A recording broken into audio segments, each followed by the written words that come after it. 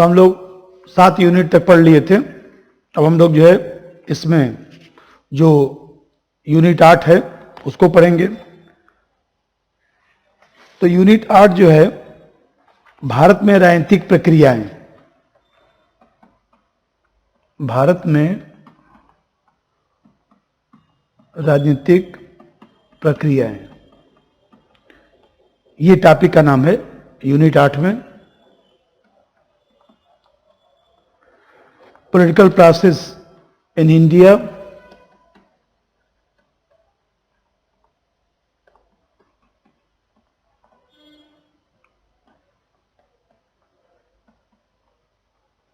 तो सबसे पहले तो भारत में राजनीतिक प्रक्रिया कहने का क्या मतलब होता है, इस चीज पर हम लोग चर्चा कर लें, तब हम लोग टॉपिक शुरू करते हैं। जो पहला टॉपिक है, दूसरा है, क्योंकि भारत में राजनीतिक जो प्रक्रिया है, इस राजनीतिक प्रक्रिया का क्या मतलब होता है।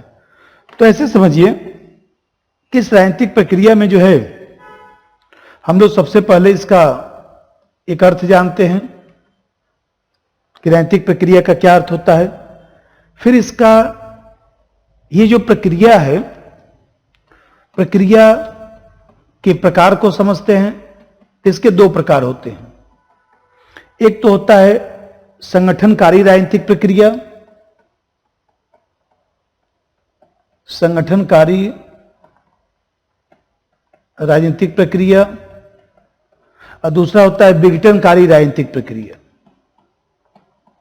विघटनकारी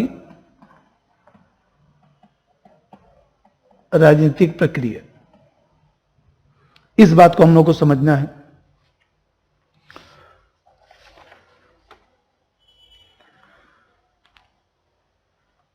किसी भी संरचना में, किसी भी व्यवस्था में या व्यवस्था के निर्माण में प्रक्रिया का अपना विशेष महत्व होता है। पर जो प्रोसेस होता है वो निरंतर चलता रहता है। ऐसे समझिए कि जिस तरह से हम लोग जो है सांस लेते हैं, भाई हम लोग सोए हुए हैं तभी तो सांस ले रहे हैं, ऐसा थोड़ा कि जगे हैं तभी सांस लेते हैं। मनुष्य के जीवन के लिए श्वास लेना और छोड़ना, पता है श्वास ले लिए रुक गया, छोड़ ही नहीं पाए। तो जिस तरह से मनुष्य के जीवन में श्वास लेना और छोड़ना आवश्यक है, उसी तरह से राजनीतिक जो जीवन होता है, उस राजनीतिक जीवन में जो प्रोसेस है, प्रक्रिया है, वो सदैव चलता रहता है। विश्व का कोई भी समाज हो, कोई भी देश हो, हर जगह राजनीतिक प्रक्रिया चलती है। चाहे वो आदिम काल हो और चाहे वर्तमान राजनीतिक प्रक्रिया हो, हर जगह ये व्यवस्था दिखाई देती है। उसमें भले ही अंतर हो, अमेरिका की राजनीतिक प्रक्रिया अलग, भारत की राजनीतिक प्रक्रिया अलग। खैर अमेरिका भी अब देखा जाए तो अफ्रीकी देशों की तरफ बढ़ रहा है, देखे ही होंगे ट्रंप का घटनाक्रम। तो हम लोग ये कह सकते हैं कि सभी प्रकार की शासन प्रणालियों में राजनीतिक प्रक्रिया विद्यमान रहती है। राजनीतिक विकास के लिए राजनीतिक प्रक्रिया आवश्यक शर्त स्वरूप होता है। जैसे रक्त का संचरण होता है और रक्त का संचरण जो है बंद हो जाए तो प्राणी मर जाता है। यही बात जो है राजनीतिक सामाजिक जीवन में भी लागू होता है। भाई सामाजिक जीवन में मिलना जुलना छोड़ दीजिए तो संबंध क्या हो जाता है, कमजोर हो जाता है। राजनीतिक जीवन में प्रक्रिया यदि कमजोर होगी, प्रोसेस कमजोर होगा, तो राजनीतिक विकास नहीं होगा। इसीलिए राजनीतिक प्रक्रिया को राजनीतिक व्यवस्था की संजीवनी कहा जाता है।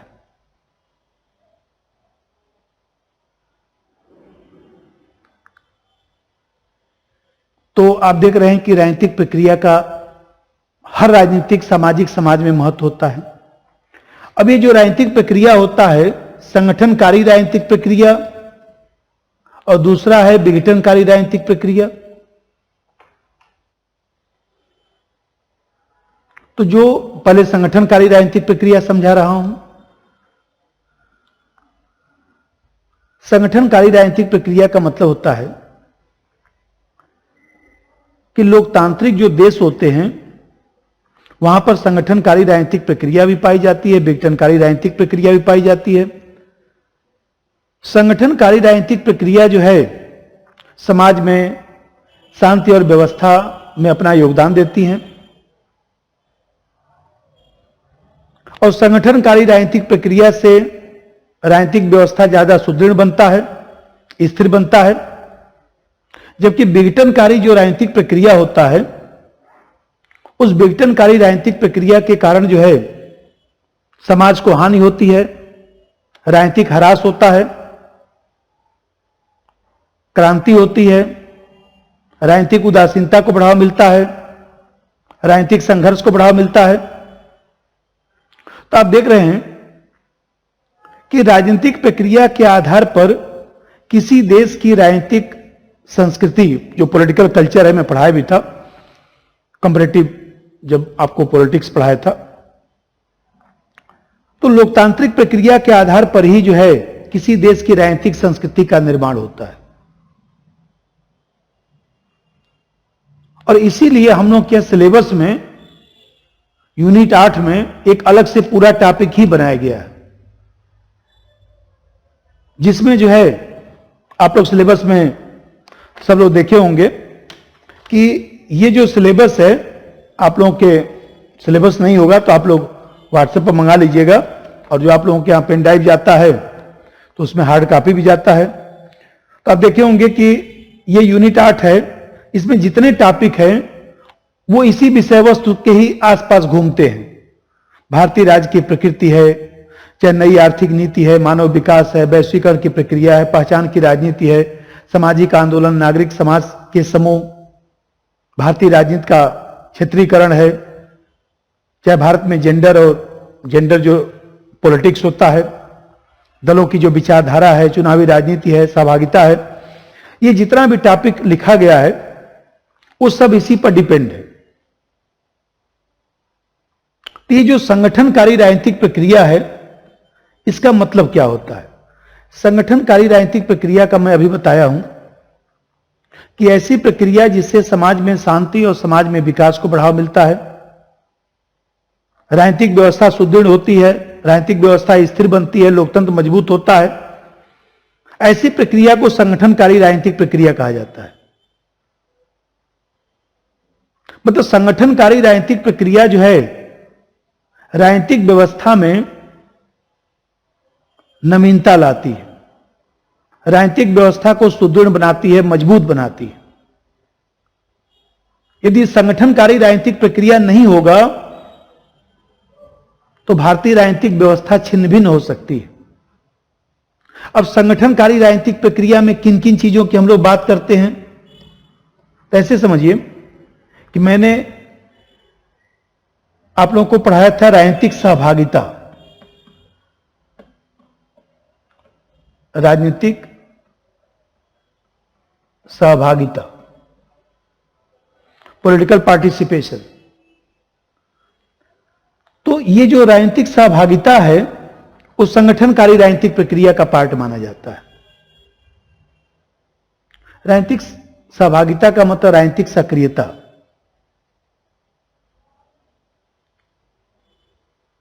और राजनीतिक सक्रियता का मतलब ये होता है कि हम लोग जो है राजनीतिक कार्यों में कितना भाग लेते हैं, यह व्यक्ति के राजनीतिक कार्यों से संबंधित है। राजनीतिक सहभागिता, भाई मतदान करते हैं कि नहीं, सरकार की आलोचना करते हैं कि नहीं। तो व्यक्ति की एक विशेष प्रकार की जो गतिविधि है, जो राजनीतिक गतिविधि है, उसको राजनीतिक सहभागिता कहा जाता है। जब मैं आप लोगों को आमन पावेल पढ़ाया था तो आमन पावेल ने भी जो है, याद करिए फर्स्ट पेपर जो आप लोगों का यूनिट फर्स्ट है,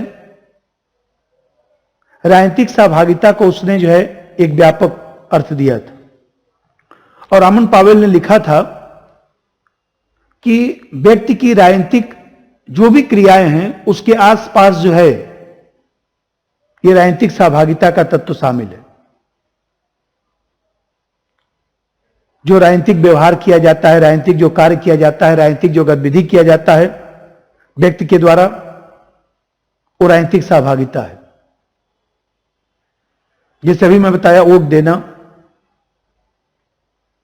या किसी विशेष पार्टी के लिए वोट देने के लिए प्रचार करना, ये सब राजनीतिक सहभागिता है। जब मान लीजिए टीवी में न्यूज चलता है तो हम लोग विश्लेषण करते हैं कि बीजेपी अच्छा है, कि कांग्रेस अच्छा है, कि समाजवादी पार्टी अच्छा है, कि बीएसपी अच्छा है। तो ये जो हम विश्लेषण कर रहे हैं वो विश्लेषण भी राजनीतिक सहभागिता है। तो आप देख रहे हैं कि भारत की राजनीति में जब हम लोग आजाद हुए तो आजादी के बाद राजनीतिक सहभागिता निरंतर बढ़ रही है। भारत में तो प्रत्येक नागरिक अपने को नेता ही मान लिया है, खूब राजनीति में दिलचस्पी दिखाता है। राजनीतिक संगठन में सम्मान पाने के लिए, कोई पद पाने के लिए देखिए व्यक्ति अपनी सहभागिता प्रदर्शित करता है। तो इस राजनीतिक सहभागिता से संगठनकारी राजनीतिक प्रक्रिया जो है ये मजबूत बनती है। दूसरा चीज है पॉलिटिकल सोशलाइजेशन, राजनीतिक समाजीकरण। राजनीतिक समाजीकरण, ये जो राजनीतिक समाजीकरण है इसी संगठनकारी राजनीतिक प्रक्रिया का पार्ट माना जाता है। प्रत्येक राजनीतिक समाज की एक राजनीतिक संस्कृति होती है। भाई राजनीतिक समाजीकरण का मतलब क्या हुआ कि जो राजनीतिक व्यवस्था है वो किस तरह से एक पीढ़ी से दूसरी पीढ़ी में जाती है, वही तो समाजीकरण है। भाई समाजीकरण का मतलब ऐसी प्रक्रिया जिससे एक पीढ़ी के मूल्य, भावना, संवेदना दूसरी पीढ़ी में चले जाते हैं, ऐसी प्रक्रिया को समाजीकरण कहा जाता है। और जब राजनीतिक मूल्य, राजनीतिक भावना, राजनीतिक संवेदना एक पीढ़ी से दूसरी पीढ़ी में चला जाता है तो उसको हम लोग क्या बोलेंगे? राजनीतिक समाजीकरण। तो ये जो राजनीतिक समाजीकरण है वो हमारी राजनीतिक संस्कृति को मजबूत करता है। जो राजनीतिक जो संस्थाएं हैं, जो राजनीतिक जो संरचना है उसके निर्माण में महत्वपूर्ण भूमिका निभाता है। और अभी मैं बताया कि राजनीतिक समाजीकरण के माध्यम से एक पीढ़ी से दूसरी पीढ़ी में इस प्रक्रिया का संचार हो जाता है। तो आमन पावेल, जब मैं पढ़ाया था, आमन पावेल ने जो है राजनीतिक समाजीकरण की प्रक्रिया को परिभाषित किया था। और आमन पावेल ने लिखा कि राजनीतिक समाजीकरण वह प्रक्रिया है जिसके द्वारा राजनीतिक संस्कृतियों को बनाए रखा जाता है,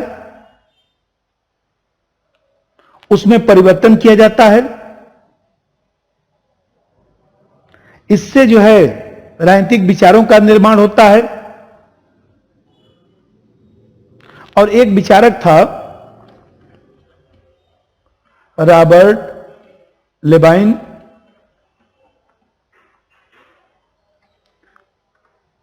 रॉबर्ट लेबाइन ने लिखा कि राजनीतिक समाजीकरण व्यक्ति की राजनीतिक जो व्याख्या है उसमें सहभागिता देता है। मतलब व्यक्ति की राजनीतिक व्याख्या में सहभागिता के लिए जो मूल्य है, जो आदत है, जो प्रेरणा है, उसका साधन है। जैसे मान लीजिए कोई राजनीतिक दल है तो राजनीतिक दल क्या करता है? एक पीढ़ी से दूसरी पीढ़ी में अपना जो है वो ट्रांसफर करवाता रहता है।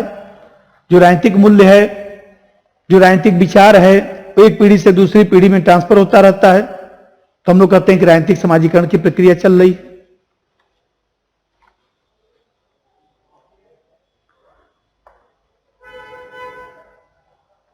जैसे मान लीजिए बीजेपी के प्रति एक पीढ़ी सकारात्मक एटीट्यूड रखता है, पॉजिटिव एटीट्यूड रखता है, फिर दूसरी पीढ़ी भी पॉजिटिव एटीट्यूड रखना शुरू कर दे तो हम कहेंगे कि राजनीतिक समाजीकरण की प्रक्रिया राजनीतिक दल के माध्यम से चल रहा है।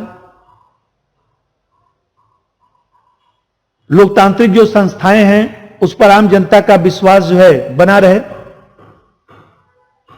कि भाई हम लोग जैसे मान लीजिए भारत आजाद हुआ तो आजादी के बाद एक पीढ़ी तो लगभग चली गई है। उस पीढ़ी ने हम लोग को क्या सिखाया कि संसद की गरिमा बनी रहनी चाहिए, न्यायपालिका की गरिमा बनी रहनी चाहिए, प्रधानमंत्री राष्ट्रपति की गरिमा बनी रहनी चाहिए। अब प्रधानमंत्री राष्ट्रपति को भी देश का सम्मान करना चाहिए, लोकतांत्रिक संस्थाओं का सम्मान करना चाहिए, तभी तो लोकतंत्र जिंदा रह सकता है। तो आप देख रहे हैं कि ये राजनीतिक समाजीकरण जो है ये भी एक पार्ट है। और तीसरा चीज होता है राजनीतिक आधुनिकीकरण। मैं पढ़ा चुका हूं, बस इसमें जोड़ रहा हूं क्योंकि आप लोगों का टॉपिक है भारत में राजनीतिक प्रक्रिया। तो भारत में राजनीतिक प्रक्रिया का क्या अर्थ होता है पहले ये तो बता दूं, फिर आपका 1 2 3 4 टॉपिक क्रम से मैं पढ़ाऊंगा। तो यहां मैं बताया कि राजनीतिक जो आधुनिकीकरण है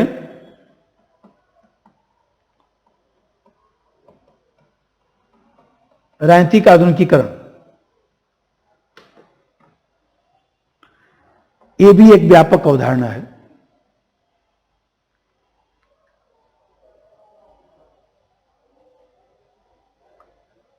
इससे जो है ऐसी राजनीतिक जो आधुनिकीकरण का मतलब होता है कि जब हम लोग नए मूल्यों को स्वीकार करते हैं, मानव के दृष्टिकोण में परिवर्तन लाने का प्रयास करते हैं, उसे ही तो आधुनिक समाज कहा जाता है। जी रहे हैं 21वीं सदी में, सोच है 17वीं सदी का। आज भी मान लीजिए हम लोग जो है जाति, धर्म, भाषा, क्षेत्र, ये सब जो उसके आधार पर जो है जो संकीर्ण दृष्टिकोण रखते हैं वो कहीं ना कहीं आधुनिकीकरण का परिचायक नहीं कहा जा सकता। व्यक्ति का जो ज्ञान है उसमें नए मूल्यों का प्रवेश होना चाहिए। नए मूल्यों का मतलब ये नहीं कह रहा हूं कि जो है एकदम बिगड़ जाइए। नए मूल्यों का मतलब है कि जो उत्तर आधुनिक समाज में हमें कहते हैं कोई किसी जाति का है, कोई धर्म का है, भाई जैसे हिंदू धर्म है वैसे मुस्लिम धर्म है, ईसाई धर्म है। कोई मान लीजिए हिंदू मुस्लिम से शादी कर लिया, कोई ईसाई हिंदू से शादी कर लिया, कोई दिक्कत की बात तो है नहीं, मनुष्य से ही तो शादी किया है। तो ये जो मानवीय जो मूल्य है वो राजनीतिक आधुनिकीकरण को भी प्रदर्शित करता है। जब मैं आपको पढ़ाया था ये राजनीतिक आधुनिकीकरण तो मैं कोलमैन की परिभाषा भी बताया था। कोलमैन ने काफी इस पर व्याख्या किया था। कोलमैन ने लिखा कि राजनीतिक आधुनिकीकरण संस्थागत ढांचे का विकास है। ऐसा संस्थागत ढांचा जिसमें लचीलापन भी हो, ऐसा संस्थागत ढांचा जो मजबूत भी हो, समाज की उठने वाली मांगों का मुकाबला कर सके। हम कहते हैं मान लीजिए जिसका बड़ा परिवार है, देखिए सब लोग अपने हिसाब से जो है सोचते रहते हैं, गार्जियन सबको मैनेज करता रहता है तो कहां घबराता है। बेटी कुछ बोलेगी, बेटा कुछ बोलेगा, पत्नी कुछ बोलेगी, मित्र कुछ बोलेंगे, लेकिन अपने हिसाब से वो मैनेज करता रहता है। इसका मतलब ये हुआ कि ऐसा राजनीतिक संरचना हमारी डेवलप हो जाए कि समाज से उठने वाली मांगों को हम जो है उसका हम मुकाबला कर सकें। राजनीतिक आधुनिकीकरण में 3 बातें होती। राज्य की शक्ति में वृद्धि हो जाए, राज्य जो है आधुनिक बन जाए, और दूसरा चीज भाई समाज बदल रहा है तो जिस तरह से आप देखिए, ये बताइए 15 साल पहले 20 साल पहले कहां मोबाइल था,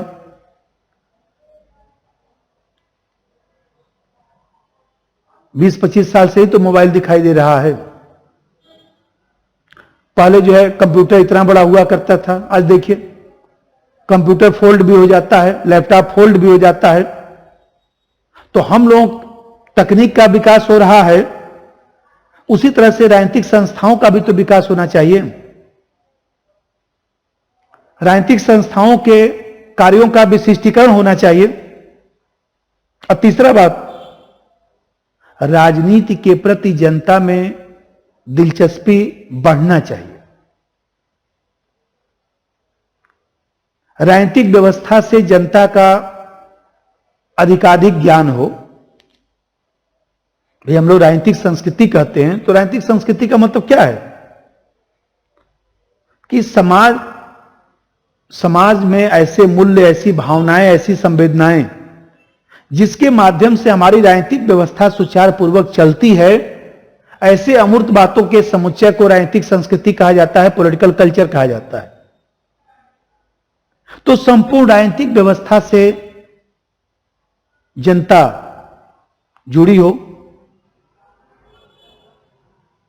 राजनीतिक व्यवस्था के प्रति जनता का इंटरेस्ट भी हो, दिलचस्पी भी हो,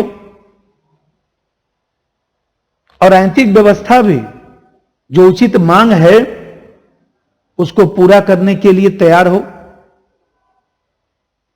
और अनुचित मांग को जो है मजबूती के साथ ठुकरा देने की क्षमता भी राजनीतिक व्यवस्था में होनी चाहिए। कोई मान लीजिए गलत मांग कर रहा है कि चोरी करना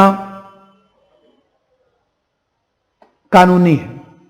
चोरी करना कौन सा कानूनी हो सकता भैया? आप इसके लिए मान लीजिए आंदोलन करें, धरना प्रदर्शन करें कि नहीं, चोरी करना जो है वो हमारा अधिकार है क्योंकि हम सक्षम हैं चोरी करने में। नहीं, राजनीतिक व्यवस्था ऐसी होनी चाहिए कि इस तरह की कोई मांग हो और 10,000 लोग चोर बैठे हों सड़क पर, दबाव बनाए, तो उसको दबा देने की क्षमता भी राजनीतिक व्यवस्था में होनी चाहिए। लेकिन मान लीजिए हमें कहते हैं किसान अपनी मांगों को कर रहे हैं, उसके लिए तमाम मान लीजिए महीने दिन से रैली कर रहे हैं, धरना प्रदर्शन कर रहे हैं, तो उनकी जो उचित मांग हो सरकार को मान भी लेनी चाहिए। यही राजनीतिक आधुनिकीकरण है कि हमारी व्यवस्था ऐसी हो जिससे हम लोग उसको मैनेज कर सकें। और एक चीज और भी होता है, इस संगठनकारी राजनीतिक प्रक्रिया में एक होता है राजनीतिक संचार।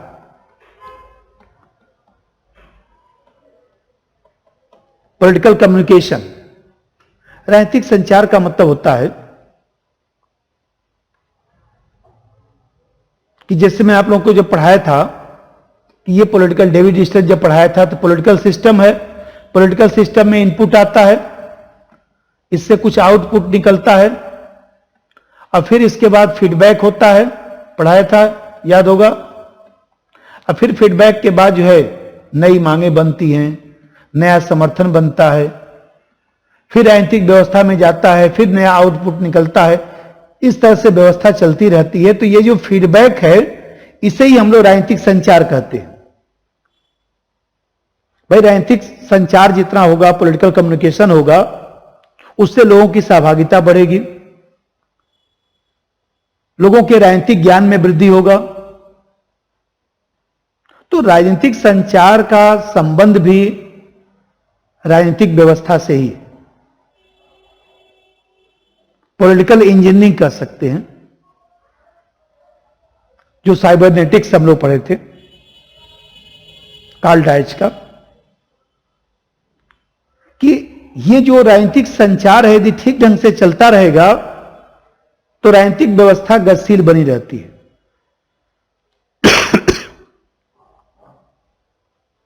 भाई मैं कहते हैं सरकार ने कोई कानून बनाया तो मीडिया उसकी आलोचना करता है, उसकी अच्छाइयों को बताता है, इससे हमको जो एक समझ विकसित होता है।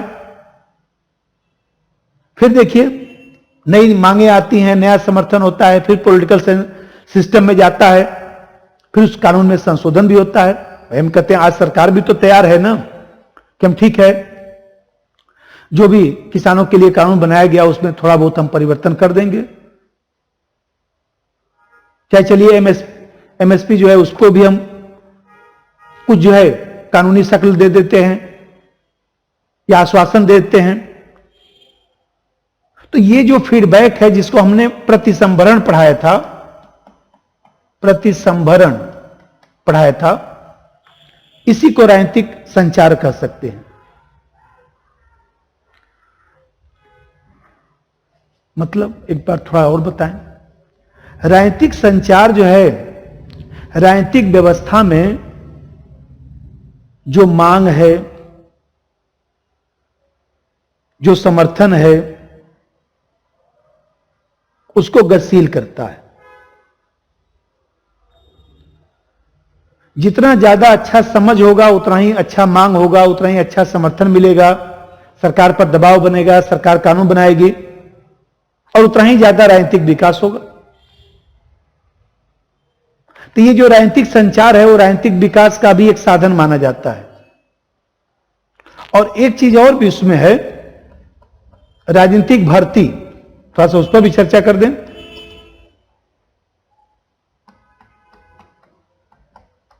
राजनीतिक भर्ती, पॉलिटिकल रिक्रूटमेंट।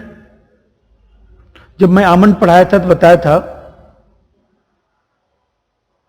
राजनीतिक व्यवस्था में कैसी भागीदारी है आपकी।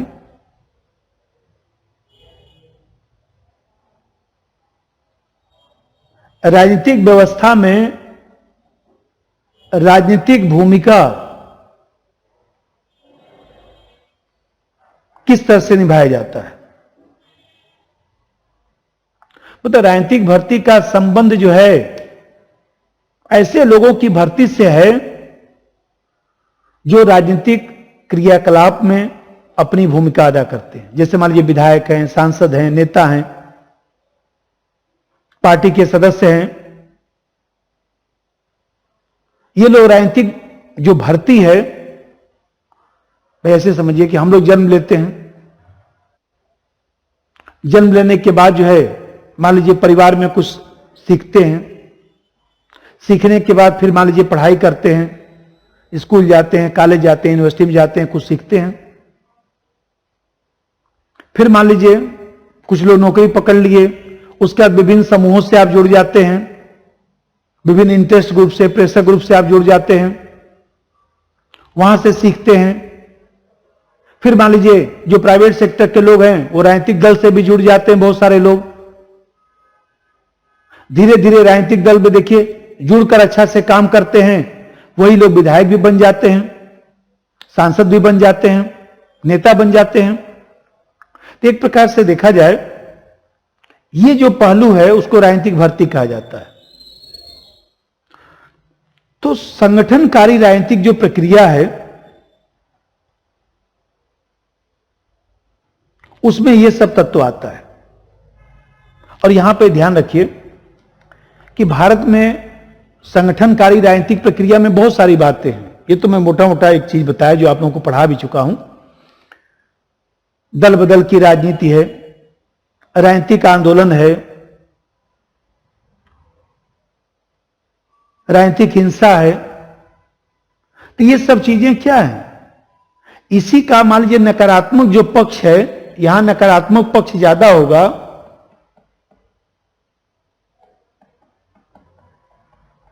तो ये क्या हो जाएगा, विघटनकारी राजनीतिक प्रक्रिया बन जाएगा।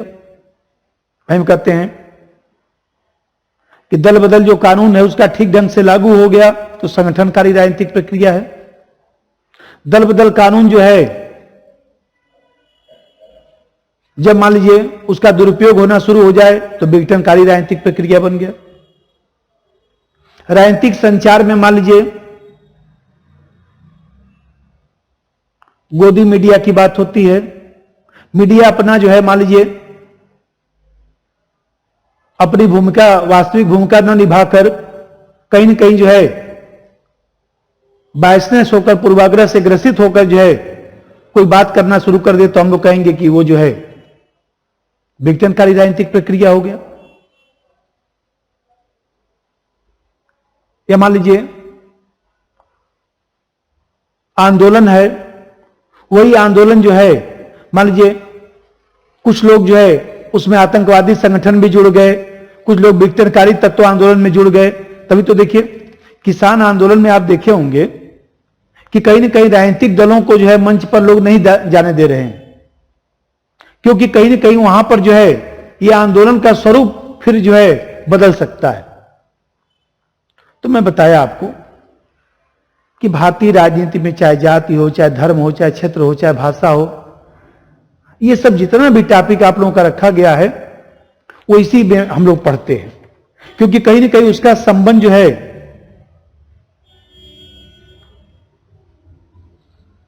पॉलिटिकल प्रोसेस से है।